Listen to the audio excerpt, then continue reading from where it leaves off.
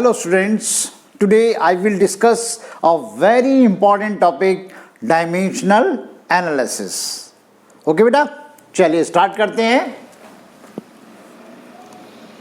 Dimensional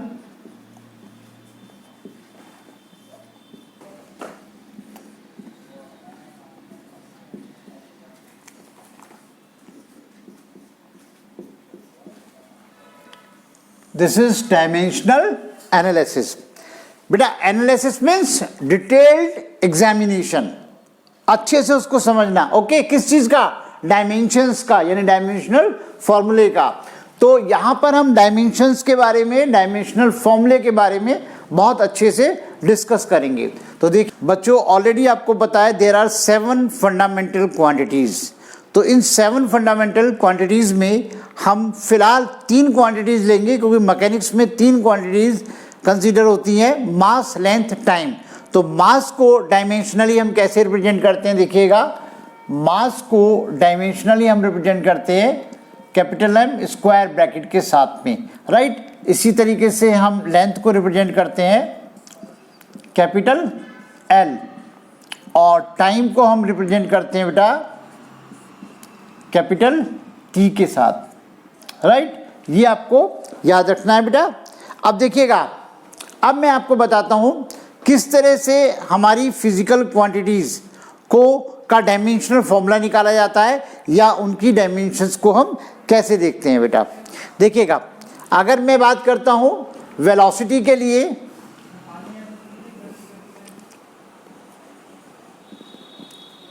तो velocity का formula हमारा होता है डिस्प्लेसमेंट अपॉन टाइम. तो ये आपका हुआ डिस्प्लेसमेंट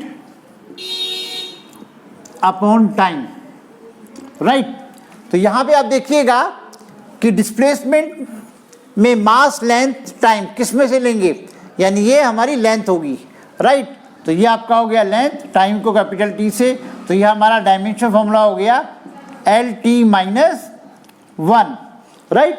इसको हम ऐसे भी लिख सकते हैं, क्योंकि इसमें मास नहीं है, तो यहां पर हम लिख सकते हैं m0 L1 t माइनस 1.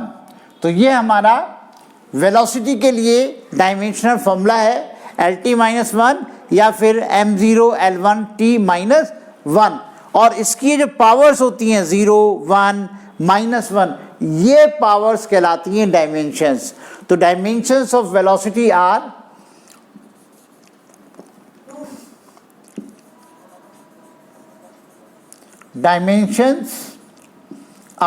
किसके लिए? वेलोसिटी के लिए. Dimensions of velocity are 0, 1, -1. 0 किस में?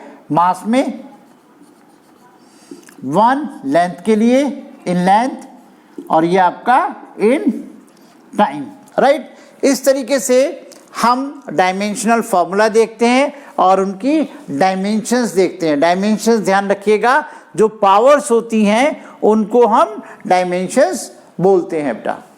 बात करते हैं एक्सेलरेशन. एक्सेलरेशन आपका होता है change in velocity upon time, right.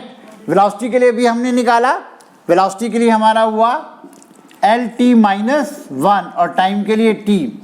तो ये हमारा बन जाता है एल टी माइनस 2, राइट. ये हमारा एक्सेलरेशन के लिए डायमेंशन फॉर्मूला हो गया. या फिर इसको हम लिख सकते हैं m0 L1 t minus 2, right. और हमारी डायमेंशंस आ जाती हैं, dimensions of acceleration are 0 in mass, 0 in mass, 1 in length, 1 in length, -2 in time बेटा, राइट. तो ये आप ध्यान रखेंगे, इसमें मास नहीं है तो मास की पावर 0, जो क्वांटिटी नहीं है उसकी पावर हम 0 दिखा देंगे. ओके.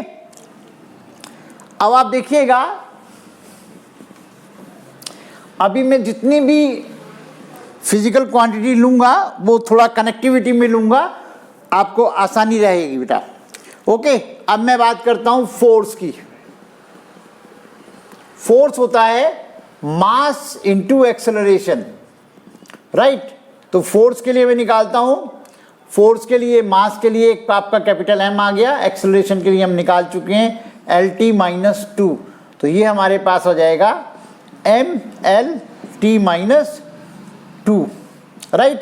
और इसकी डायमेंशंस क्या हो जाएंगी, इसकी डायमेंशंस आपकी हो जाएंगी, डायमेंशंस आर 1 1 माइनस टू, यानी 1 इन मास, 1 in length, minus 2 in time. अब देखिएगा, जितनी भी फिजिकल क्वांटिटीज आपकी हैं, आपको अगर फॉर्मूले मालूम हैं तो आपको उसका डायमेंशन फॉर्मूला निकालने में कहीं कोई प्रॉब्लम नहीं आने वाली है। सपोज कीजिए मैं लेता हूं आपका वर्क के लिए, मैं लेता हूं वर्क होता है force into displacement, W is equal to force into displacement. तो फोर्स का आपका आ जाता है M L T minus two, अभी पीछे हमने निकाला, इंटू एल। तो ये हमारा हो गया M L square T minus two. तो यहाँ पे डायमेंशंस हो गई 1 2 माइनस 2। ध्यान रखिएगा, डायमेंशंस जो हैं, पावर्स जो होती हैं वो डायमेंशंस होती हैं, ठीक है ना। और एक बात और ध्यान रखिएगा, अगर वो आपसे एनर्जी के लिए निकलवाता है, एनर्जी मीन्स वर्क बेटा, ओके, तो उसका डायमेंशन फॉर्मूला कोई अलग नहीं होगा, तो ये आपका सेम ही होगा M L two T minus two. वैसे एनर्जी के लिए हम अलग से भी निकाल सकते हैं, जैसे हमारी काइनेटिक एनर्जी का फॉर्मूला होता है, मैं दिखाता हूँ यहाँ पे। काइनेटिक एनर्जी का फॉर्मूला होता है, काइनेटिक एनर्जी होता है हाफ एम वी स्क्वायर। तो यहाँ से हम डायरेक्ट भी निकाल सकते हैं, जो कांस्टेंट होता है उसको कंसीडर नहीं करते। मास के लिए हमारा हो गया m और वेलोसिटी के लिए हो गया एल टी माइनस 1, ये स्क्वायर है, तो ये हमारे पास हो गया M L two T minus two. Finally इसको स्क्वायर ब्रैकेट में ज़रूर लिखना है, अगर आप ब्रैकेट नहीं लगाएंगे तो टीचर आपका फॉर्मूला काट भी सकते हैं बेटा, ठीक है ना, मार्क्स तो काट ही लेंगे डेफिनेटली। तो ये आपको स्क्वायर ब्रैकेट जो है लगाना है बेटा। एक बात और ध्यान रखिएगा, जैसे पीछे आपने फोर्स का निकाला है, यहाँ पर मैं एक चीज़ आपको और दिखा देता हूँ। ये बहुत छोटी छोटी बातें हैं जो आपको ध्यान रखनी है। देखिएगा, अगर मैं बात करता हूँ टेंशन की, ठीक है, टेंशन मीन्स फोर्स ही होता है, तो टेंशन का डायमेंशन फॉर्मूला भी वही होगा जो फोर्स का होगा। तो that is M L T minus two. एक इसमें होता है सरफेस टेंशन। एक्चुअल में जैसे जैसे आप चैप्टर पढ़ते जाएंगे वैसे वैसे फिजिकल क्वांटिटीज आपको मिलती जाएंगी, उनके फॉर्मूले आपको मिलते जाएंगे, तब यही डायमेंशनल फॉर्मूले आपको बहुत इजी लगेंगे बेटा, ठीक है। चलिए मैं लेता हूं, ये है आपका surface tension. Surface tension, surface tension का फॉर्मूला होता है बेटा सॉरी, सरफेस टेंशन का फॉर्मूला होता है फोर्स अपॉन लेंथ, ठीक है ना। अभी हम इसकी डिटेल नहीं बता सकते कौन सा फोर्स कौन सी लेंथ, ठीक है ना, तो ये आपको डायरेक्ट याद रखना पड़ेगा, जब इसका चैप्टर आएगा तो वहाँ सारी चीज़ें क्लियर हो जाएंगी। तो फोर्स में आपका हो गया M L T minus two upon L, L से एल खत्म हो गया, तो ये आपका फॉर्मूला बन गया एम टी माइनस टू। तो यहाँ पे अगर हम डायमेंशंस की बात करते हैं तो डायमेंशंस हमारी हो जाती हैं बेटा 1 0 माइनस 2, यानी 1 इन मास, 0 in length, minus 2 in time. तो और मैं फिजिकल क्वांटिटी लेता हूं नेक्स्ट, देखिएगा, जैसे आप लीजिएगा डेंसिटी की मैं बात करता हूं बेटा, मैं बात करता हूं डेंसिटी की। डेंसिटी होता है mass upon volume, mass upon volume, mass के लिए कैपिटल M आ गया, वॉल्यूम किसी का भी आप फॉर्मूला कोई भी ले सकते हो, ठीक है ना। वैसे जनरली आप V is equal to L into B into D, यानी लेंथ ब्रेड्थ डेप्थ, तो ये भी इसके लिए भी L, इसके लिए भी L और इसके लिए भी L, तो आपका वॉल्यूम के लिए L क्यूब आ जाता है, ठीक है ना। चलिए तो यहाँ पे मैं लेता हूँ L क्यूब, तो फाइनली ये फॉर्मूला आ गया ml माइनस 3, तो डेंसिटी का ये डायमेंशन फॉर्मूला है।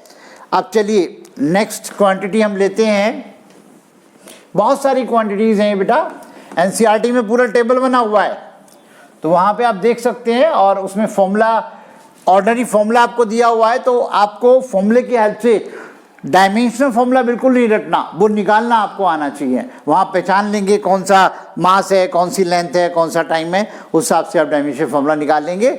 चलिए मैं बात करता हूँ, एक टर्म होती है rate of flow of liquid, rate of flow of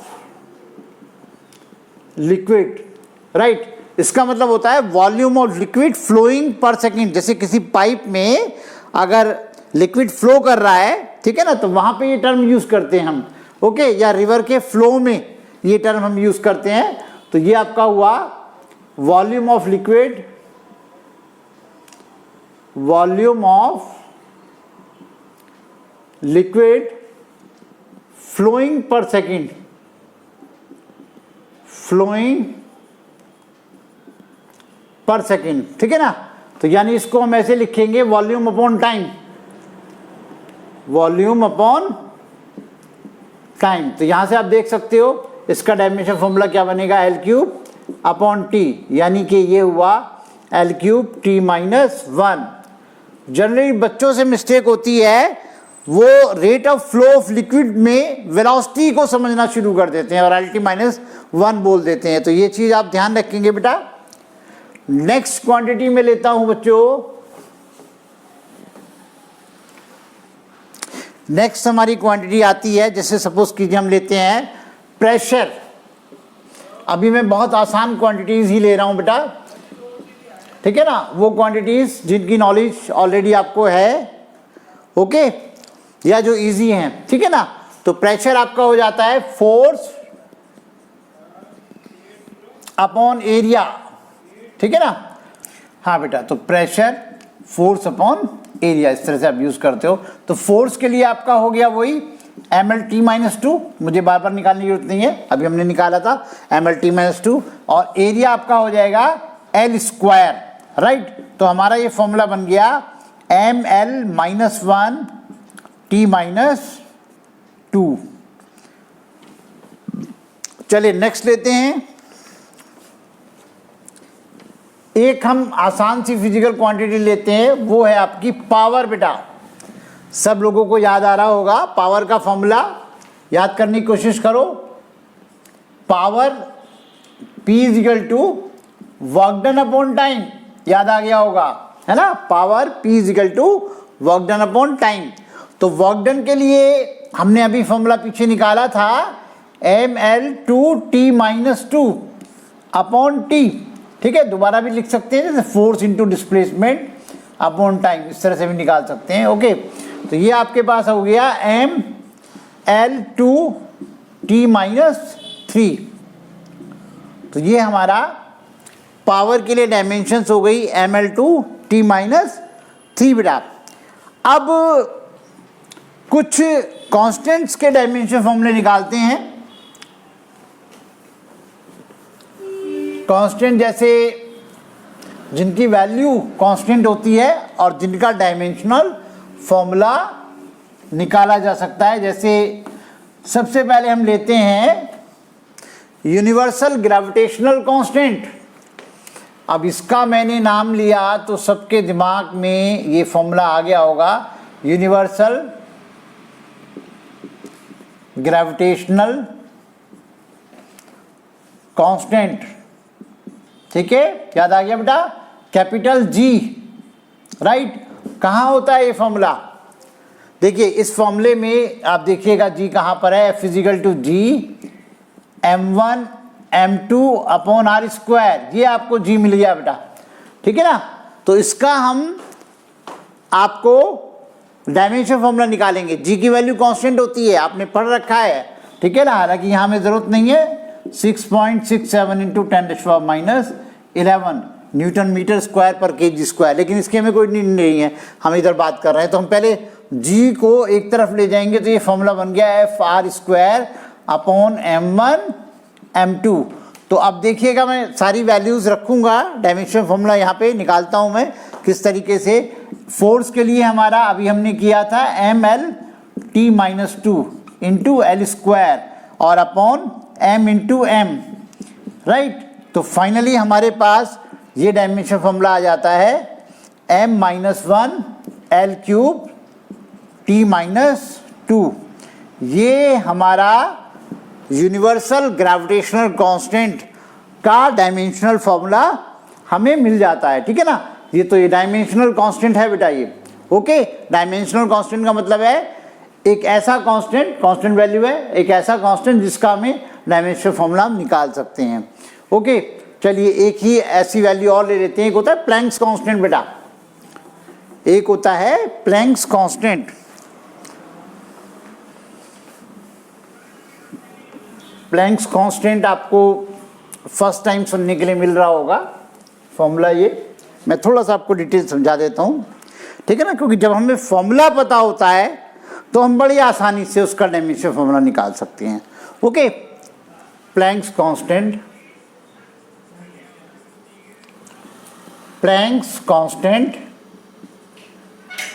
तो ये आपका जो प्लैंक्स कांस्टेंट है बेटा, इसको हम h से रिप्रेजेंट करते हैं, ठीक है ना, इसको हम h से रिप्रेजेंट करते हैं। तो अब देखिए इसमें फॉर्मूला क्या यूज करते हैं, energy E is equal to H into nu, ठीक है ना। तो इसमें E एनर्जी है, H प्लैंक्स कांस्टेंट है और न्यू जो है वो फ्रीक्वेंसी है। Here nu is frequency, right. तो यहां से जब हम H निकालेंगे तो E अपॉन न्यू हो जाएगा। अब न्यू का डायमेंशन फॉर्मूला क्या होगा, न्यू होता है 1/टाइम पीरियड, तो ये आपका न्यू का डायमेंशन फॉर्मूला T-1 हो जाएगा, ओके। चलिए हम निकालते हैं। एनर्जी के लिए आपका हो गया mL2 T-2 अपॉन T-1, तो ये आपका हो गया mL2 T-1। तो ये हमारा प्लैंक्स कांस्टेंट का डायमेंशन फॉर्मूला भी हो जाता है। ये वैल्यू भी कांस्टेंट होती है, तो ये डायमेंशनल कांस्टेंट हो जाता है प्लैंक्स कांस्टेंट, ठीक है ना। एक आता है इसमें, एक मैं और ले लेता हूँ डायमेंशनल कांस्टेंट। एक होता है बोल्ट्जमैन कांस्टेंट, ठीक है ना, वो भी मैं आपको दिखा देता हूँ, देखिएगा।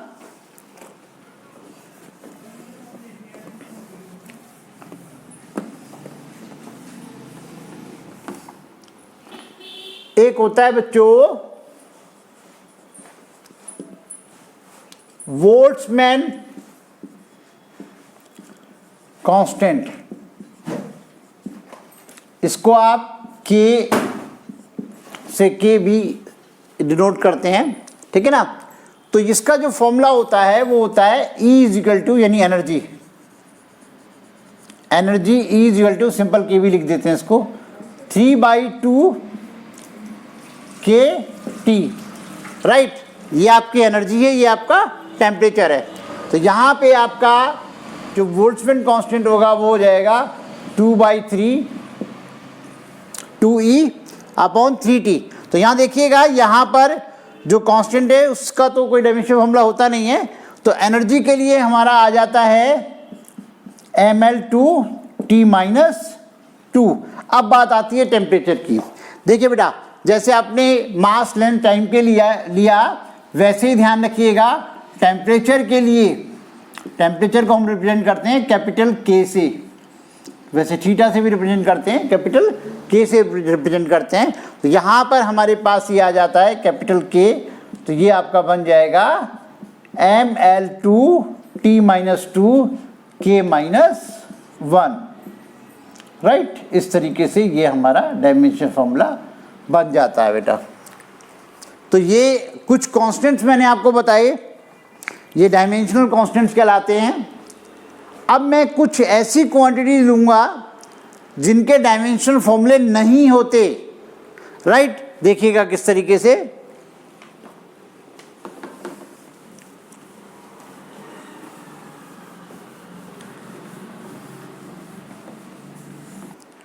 हाँ बेटा, देखिएगा जैसे मैं बात करता हूं एंगल की। एंगल होता है आपका आर्क अपॉन रेडियस, ठीक है, यानी लेंथ अपॉन लेंथ, राइट। तो जाहिर सी बात है इसका डायमेंशन फॉर्मूला हो गया m0 L0 T0, यानी कि ये आपका डायमेंशन लेस हो गया, डायमेंशन लेस। ओके, एक बात ध्यान रखेंगे बेटा, डायमेंशन लेस है लेकिन इसकी यूनिट होती है, क्या होती है बताइए, इसकी यूनिट क्या होती है, इसकी यूनिट होती है रेडियन। ओके, इसी तरीके से मैंने आपको सॉलिड एंगल बताया था। सॉलिड एंगल आपका होता है एरिया अपॉन रेडियस स्क्वायर। तो देखिएगा यहां भी L square upon L square, तो ये भी आपका डायमेंशन लेस हो गया बेटा, m0 L0 T0, ये भी आपका डायमेंशन लेस हो गया, राइट। और इसकी यूनिट होती है, स्टे रेडियन, राइट। इसको ऐसे रिप्रेजेंट करते हैं, इसको ऐसे रिप्रेजेंट करते हैं, ऑलरेडी आपको ये बताया जा चुका है। इसके अलावा मैं और आपको बताता हूं, जो आपकी ये सब कहलाएंगी आपकी डायमेंशनलेस क्वांटिटी, क्योंकि इनका डायमेंशन फॉर्मूला नहीं होता, तभी तो m0 L0 T0 है। ओके, यानी जिनका डायमेंशन फॉर्मूला नहीं होता उनका डायमेंशन फॉर्मूला होता है m0 L0 T0, right. Okay, देखिएगा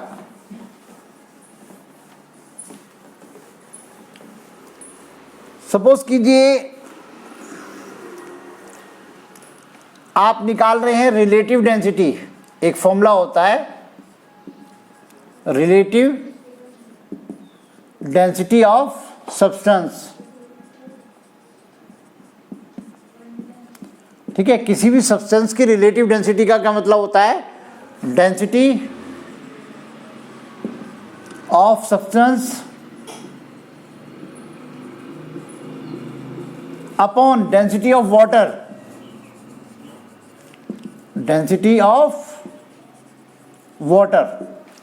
राइट। तो अब यहां देखिएगा डेंसिटी अपॉन डेंसिटी, यानी इसका ml-3 होगा, इसका भी ml-3 होगा, ये देखिएगा कट गए आपस में, ये हो गया ml-3 और ये भी आपका ml-3, यानी ये भी डायमेंशन लेस हो गया, m0 और ये आपका L0 T0 बेटा, ये भी आपका डायमेंशन लेस हो गया, डायमेंशन लेस हुआ। क्लियर। तो जिनका डायमेंशन फॉर्मूला, जिनकी डायमेंशन 0 0 हैं, वो डायमेंशन लेस होते हैं बेटा। अब देखिएगा एक और मैं लेता हूं, हर तरह की क्वांटिटी का आपको आइडिया होना चाहिए। एक होता है स्ट्रेन बेटा, स्ट्रेन जैसे किसी वायर को अगर खींचा जाए, है ना, तो थोड़ा उसकी इंक्रीज इन लेंथ हो जाती है। ओके, तो स्ट्रेन का मतलब होता है increase in length,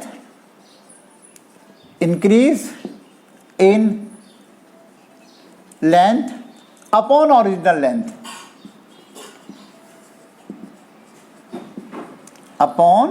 original length, यानी कि delta L upon L। Okay, तो अब यहां देखिए लेंथ अपॉन लेंथ, तो ये भी आपका डायमेंशन लेस हो गया, डायमेंशन लेस हो गया, यानी m0 L0 T0, m0 L0 T0। तो जो डायमेंशन लेस होगा उसकी डायमेंशंस होंगी 0 0 0 बेटा, ठीक है। तो इस तरीके से बहुत सारी क्वांटिटीज हैं जो मैं लिखता रहूँगा और आप सुनते रहेंगे।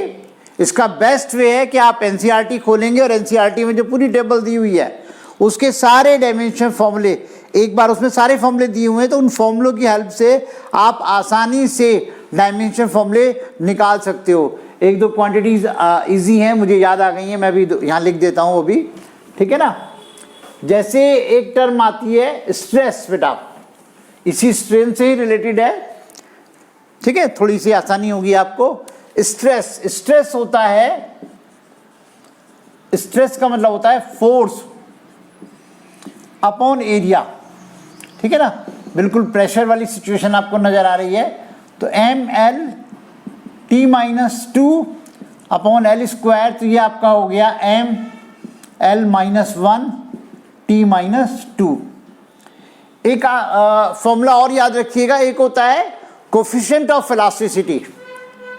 कोफिशिएंट बहुत यूज में आएगा आपका, कोफिशिएंट ऑफ इलास्टिसिटी बेटा ये होता है आपका कैपिटल ई से डिनोट करते हैं, ये आपका होता है स्ट्रेस अपॉन स्ट्रेन, ठीक है। स्ट्रेस यानी ये मैंने अभी निकाला है formula, M L minus one T minus two upon ये आपका M zero L zero T zero, यानी जो फॉर्मूला स्ट्रेस का होगा वही कोफिशिएंट ऑफ इलास्टिसिटी का होगा। तो ये आपको मिल जाता है M L minus one T minus two. इस तरीके से ये प्रैक्टिस आप करते रहेंगे, ठीक है ना। एक इसमें आता है बेटा coefficient of viscosity, coefficient of viscosity बेटा समझिएगा जरा उसको। Coefficient of viscosity eta, right, coefficient of viscosity eta. इसका फॉर्मूला पहले आप देखिए, इसका फॉर्मूला होता है force F is equal to eta A dv over dx, ठीक है। यहाँ समझ लीजिएगा सारी चीज, ये तो फोर्स हो गया, ये ईटा है जिसका डायमेंशन फॉर्मूला निकालना है, ये आपका एरिया है, तो ये आपका एरिया है, तो इसका आपका एल स्क्वायर हो गया, और ये आपका dv, dv को आप डेल्टा वी कह लीजिए फिलहाल, ठीक है ना, फिलहाल कह सकते हैं, वो चीज मैं आपको बताऊंगा। तो ये आपका वेलोसिटी का एल टी माइनस वन हो गया, और ये आपका dx यानी वही डेल्टा x, दैट मीन्स आपका ये l हो गया बेटा। तो अब आपके लिए निकालना थोड़ा इजी हो जाता है। कोफिशिएंट ऑफ विस्कोसिटी का डायमेंशन फॉर्मूला देखिएगा, ईटा इज इक्वल टू हो गया F A dv over dx। तो यहाँ पे आप देखिए फोर्स के लिए हो गया M L T minus two, और ये आपका हुआ एल स्क्वायर, ये हुआ एल टी माइनस वन, और ये आपका हुआ एल, एल से ये एल खत्म हो जाएगा, ठीक है ना, और ये एल स्क्वायर, ये एल माइनस वन हो गया। तो ये आपका फॉर्मूला बन जाएगा, ध्यान से देखिएगा, M L minus one, T ऊपर चला गया, टी माइनस वन। तो ये कोफिशिएंट ऑफ विस्कोसिटी का डायमेंशन फॉर्मूला है। तो जितने भी डायमेंशन फॉर्मूले आप देख रहे हो, सब में एक बात है सिंपल सी, कि आपको उससे रिलेटेड कोई ना कोई फॉर्मूला मालूम होना चाहिए, ठीक है। तो इनिशियली क्या होता है, अभी आपकी स्टार्टिंग हुई है फिजिक्स की, तो क्या होगा, फॉर्मूले आपको मालूम नहीं होंगे, तो आपको इसीलिए वो टफ लगेगा, जबकि टफ नहीं है। जैसे जैसे चैप्टर्स आप पढ़ते जाएंगे वैसे वैसे फॉर्मूले की नॉलेज आपको होती चली जाएगी। तो बेटा अब हम बात करेंगे डायमेंशनल इक्वेशन की बेटा, राइट। तो देखिए किस तरीके से हम किसी फिजिकल क्वांटिटी की डायमेंशनल इक्वेशन लिखते हैं। ओके, नेक्स्ट टॉपिक हमारा आता है डायमेंशनल इक्वेशन। तो इसमें देखिएगा, जैसे कोई भी आप एक फिजिकल क्वांटिटी लीजिए, मान लीजिए आपने वेलोसिटी को लिया, तो वेलोसिटी को आप स्क्वायर ब्रैकेट में यहाँ लिखेंगे, उसका नाम लिखेंगे, पूरा भी नाम आप वेलोसिटी लिख सकते हो, सिंपल v लिख सकते हो, और उसके बाद जो डायमेंशनल फॉर्मूला है वेलोसिटी के लिए होता है L T minus one, right. तो इसमें मास नहीं होता, तो हम ये लिखते हैं m0 L1 T-1। तो इस तरीके से ये आपकी इक्वेशन हो जाएगी फॉर वेलोसिटी, राइट। अब इसी तरीके से हम डायमेंशनल इक्वेशन फोर्स के लिए लेंगे, तो फोर्स को हम यहाँ पर ब्रैकेट में ऐसे लिखेंगे और उसके दूसरी तरफ हम डायमेंशनल फॉर्मूला लिखेंगे MLT-2, राइट। और जैसे हम सपोज कीजिए वर्क के लिए लेते हैं, तो यहाँ मैंने लिखा वर्क और यहाँ मेरे पास आ जाता है ML2T-2, राइट। तो ये आपकी डायमेंशनल इक्वेशंस कहलाती हैं, dimensional equation for velocity, dimensional equation for force, dimensional equation for work, okay. तो बेटा डायमेंशनल इक्वेशन किसी भी क्वांटिटी की कैसे लिखोगे, फाइनली इस तरफ आप उस क्वांटिटी को मेंशन करोगे, ओके, और दूसरी तरफ उसका आप डायमेंशनल फॉर्मूला आप लिखोगे। इस तरीके से हमारे पास जो है वो डायमेंशनल इक्वेशन मिल जाएगी। तो इसको कैसे हम डिफाइन करेंगे बेटा, नोट कीजिएगा, an equation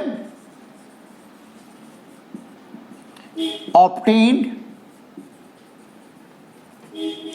by equating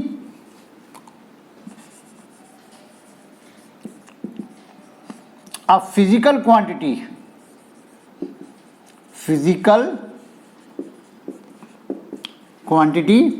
with its dimensional formula,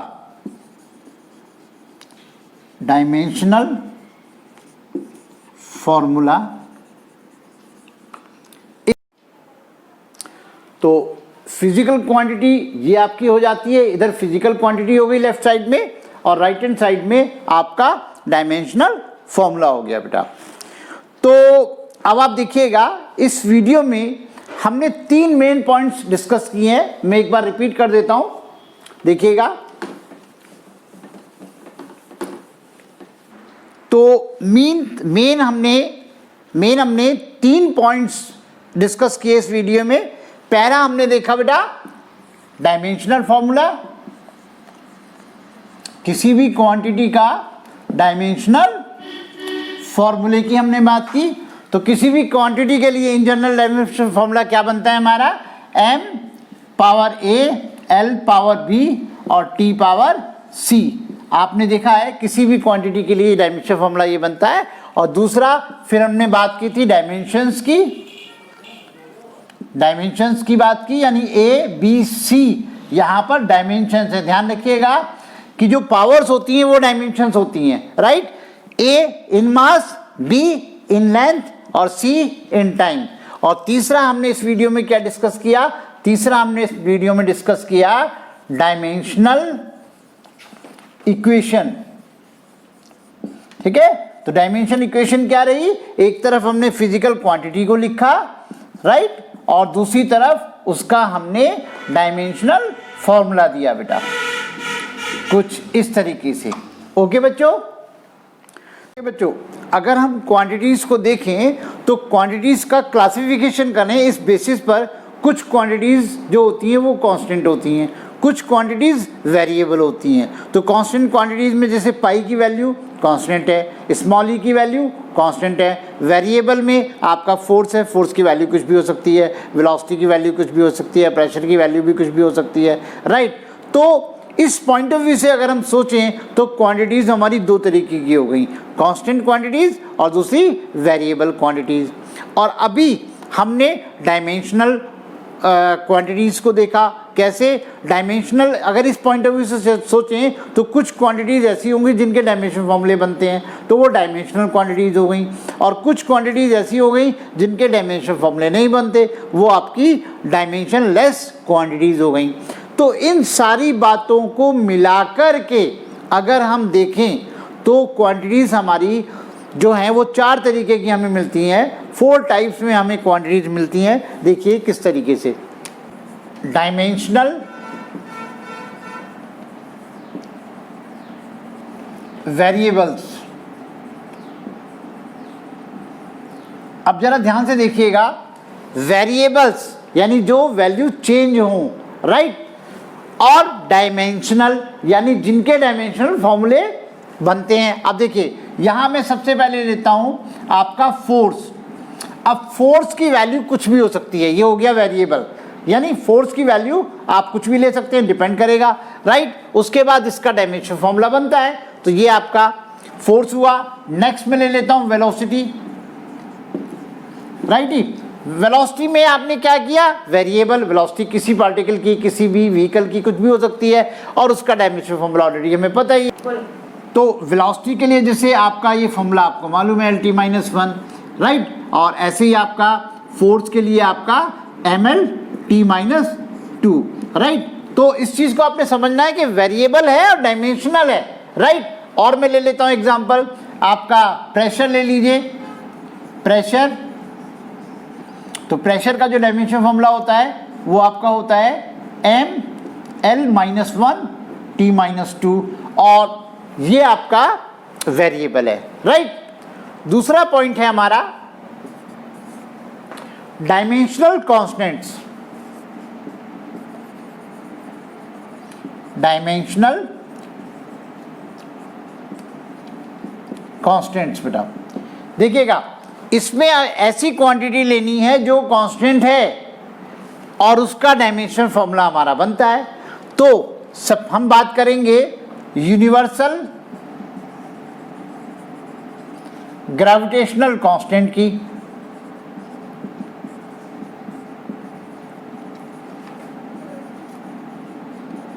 जैसा कि आप जानते हो इसका हमने डायमेंशन फॉर्मूला निकाला हुआ है, ठीक है, और इसकी वैल्यू कांस्टेंट होती है 6.67 इंटू 10⁻11। इसकी जरूरत नहीं है आपको, मैं जस्ट वैसे ही बता रहा हूं कि ये कांस्टेंट वैल्यू है और इसका डायमेंशन फॉर्मूला बनता है।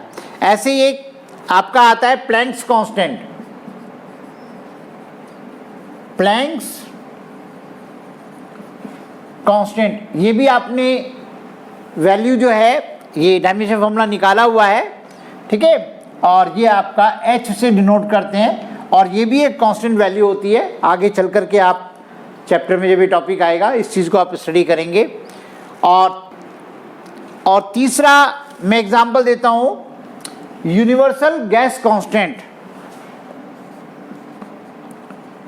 यूनिवर्सल गैस कांस्टेंट,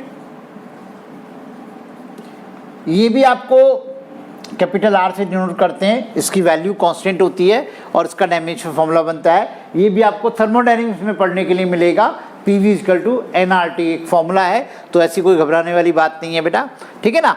चलिए, तो पहला हो गया डायमेंशनल वेरिएबल्स, दूसरा हो गया डायमेंशनल कांस्टेंट, और मैं तीसरा लिखता हूं आपको। नेक्स्ट हमारा है डायमेंशनलेस वेरिएबल्स। ध्यान दीजिएगा, थर्ड हमारा पॉइंट बनता है डायमेंशनलेस।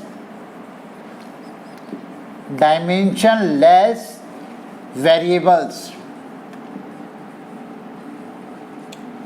देखिए, वेरिएबल हो यानी वेरी करता हो और डायमेंशनलेस हो, राइट। जैसे इसमें आएगा हमारा प्लेन एंगल, राइट। एंगल के लिए आपने देखा था कि ये डायमेंशन, इसका डायमेंशन फॉर्मूला नहीं होता, ठीक है ना, और ये वेरिएबल हो सकता है, एंगल तो कुछ भी हो सकता है। इसके अलावा मैंने आपको बताया था स्ट्रेन। स्ट्रेन भी डायमेंशनलेस है, और एक क्वांटिटी आपकी होती है refractive index. Refractive index, right. इसका शायद मैंने आपको डायमेंशन फॉर्मूला नहीं बताया था, तो मैं आपको बता देता हूं। रिफ्रैक्टिव इंडेक्स होता है μ = C/V। हो सकता है ये फॉर्मूला आपने पढ़ा हुआ हो। इसमें है speed of light in vacuum upon speed of light in medium, यानी ऊपर भी LT-1 है, नीचे भी LT-1 है, तो ये आपका जो है डायमेंशनलेस हो जाता है बेटा, ठीक है ना। तो ये आपका डायमेंशनलेस वेरिएबल। रिफ्रैक्टिव इंडेक्स आप जानते हो हर एक मीडियम का अलग अलग होता है, बाकी इसकी डिटेल भी आपको आगे पढ़ने के लिए मिलेगी। और फोर्थ हमारा आता है बच्चों dimensionless constants. Dimensionless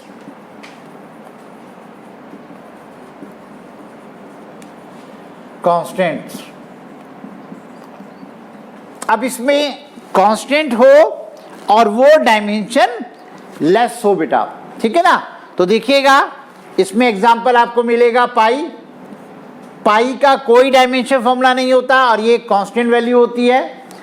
exponential constant small ई, जाहिर सी बात है इसका भी कोई डायमेंशन फॉर्मूला नहीं होता और ये भी कांस्टेंट होता है। और कोई भी आप प्योर नंबर ले सकते हो बेटा, राइट, कोई भी प्योर नंबर आप ले सकते हैं, आपका 1 2 3 कितना भी नंबर आप यहाँ पर ले सकते हो, राइट। तो ये सारे के सारे जो हैं आपके डायमेंशन लेस कांस्टेंट में आएंगे बेटा।